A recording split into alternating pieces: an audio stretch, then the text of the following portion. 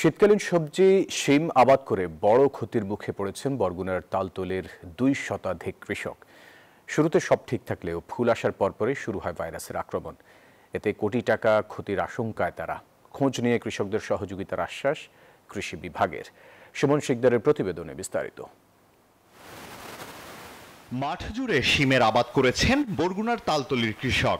1.5 শতকের বেশি সময় ধরে এখানকার কৃষকরা সমবায় পদ্ধতিতে শীতকালীন সবজির চাষ করছেন, ফলে এটি সবজি গ্রাম নামে পরিচিতি পেয়েছে। এবছর শীতের শুরুতেই এখানে শীতকালীন সবজি শিম আবাদ করা হয়েছে। তবে হঠাৎ ভাইরাসের আক্রমণে দিশেহারা হয়ে পড়েছেন কৃষক। মৌসুমের শুরুতে সব ঠিক ছিল, কিন্তু গাছে ফুল আসার সময় হঠাৎ ভাইরাসের আক্রমণ শুরু হয়। একে একে ঝরে যেতে থাকে সব ফুল, শুকিয়ে যেতে শুরু করে গাছ। ধার ধার করে কৃষকরা যে স্বপ্ন বুনেছিলেন সেই স্বপ্ন এখন দুঃস্বপ্নে পরিণত হয়েছে। অনেক ক্ষেত আছে মনে করেন একদম 3/2 অংশ নষ্ট হয়ে গেছে, অনেক ক্ষেত আছে একদম পুরোটাই নষ্ট হয়ে গেছে।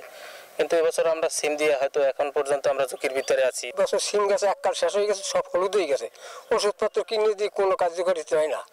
এবছর তো আমরা কাল মাঠে ঔষধপাতি তো বেমালা খরচা করতে আছি, কিন্তু আর পড়তে আমরা দেখি না।